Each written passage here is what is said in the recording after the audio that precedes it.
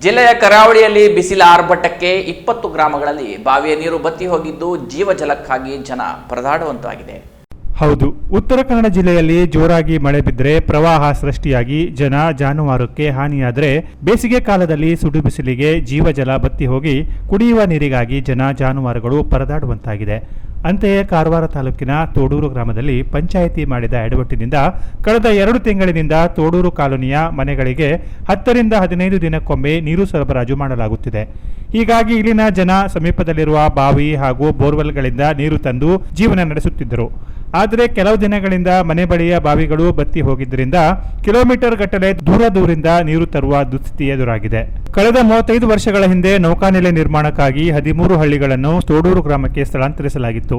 ಆದರೆ ಅವರಿಗೆ ಮೂಲಭೂತ ಸೌಕರ್ಯಗಳನ್ನು ಮಾತ್ರ ಸಮರ್ಪಕವಾಗಿ ಕಲ್ಪಿಸದೆ ಆಡಳಿತ ವ್ಯವಸ್ಥೆ ನಿರ್ಲಕ್ಷ್ಯ ವಹಿಸಿತ್ತು.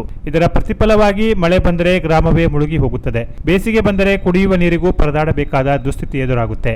ಇನ್ನು ಜೆಜೆಎಂ ಯೋಜನೆ ಅನುಷ್ಠಾನ ಸಂದರ್ಭದಲ್ಲಿ ಪೈಪ್ ಕನೆಕ್ಷನ್ ಮಾಡುವಾಗ ಆದ ತಪ್ಪಿನಿಂದ ನಲ್ಲಿಗಳಿಗೆ ಸಮರ್ಪಕ ನೀರು ಪೂರೈಕೆ ಮಾಡಲು ಆಗುತ್ತಿಲ್ಲ.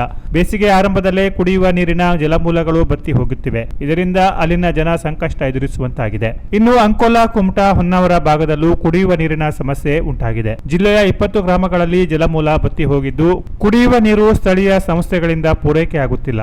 ಹಾಗಾಗಿ ಖಾಸಗಿಯಾಗಿ ಹಣ ನೀಡಿ ಕುಡಿಯುವ ನೀರಿನ ವ್ಯವಸ್ಥೆಯನ್ನ ಅಲ್ಲಿನ ಜನರೇ ಮಾಡಿಕೊಳ್ಳಬೇಕಾದ ಸ್ಥಿತಿ ಬಂದೊದಗಿದೆ. ಜಿಲ್ಲೆಯಲ್ಲಿ ಸದ್ಯ 20 ಗ್ರಾಮಗಳು ಅತಿ ಹೆಚ್ಚು ಕುಡಿಯುವ ನೀರಿನ ಸಮಸ್ಯೆ ಎದುರಿಸುತ್ತಿದೆ. ಅಧಿಕಾರಿಗಳ ಮಾಹಿತಿ ಪ್ರಕಾರ 411 ಗ್ರಾಮಗಳಲ್ಲಿ ಏಪ್ರಿಲ್ ಮೊದಲ ವಾರದಲ್ಲಿ ತೀವ್ರ ಕುಡಿಯುವ ನೀರಿನ ಸಮಸ್ಯೆ ಎದುರಾಗಲಿದೆ. ಆದರೆ ಇದಕ್ಕೆ ಬೇಕಾದ ಪರ್ಯಾಯ ವ್ಯವಸ್ಥೆಯಾಗಿಲ್ಲ. ಹೀಗಾಗಿ ಖುದ್ದು ಜಿಲ್ಲಾ ಉಸ್ತುವಾರಿ ಸಚಿವ ಮಂಕಾಳು ವೈದ್ಯ ಅಧಿಕಾರಿಗಳ ಸಭೆ ನಡೆಸಿದ್ದು, ಕುಡಿಯುವ ನೀರು ಪೂರೈಕೆಗೆ ಬೇಕಾದ ಹಣ ನಮ್ಮ ಬಳಿ ಇದೆ. ಸೂಕ್ತ ವ್ಯವಸ್ಥೆ ಮಾಡದೆ ದೂರುಗಳು ಬಂದರೆ ಅಧಿಕಾರಿಗಳ ವಿರುದ್ಧ ಕ್ರಮ ಕೈಗೊಳ್ಳುತ್ತೇವೆ. ಯಾರೂ ಖಾಸಗಿಯಾಗಿ ನೀರು ಖರೀದಿ ಮಾಡಬಾರದು ಎಂದು ತಿಳಿಸಿದ್ದಾರೆ. Canara press news, Karwar.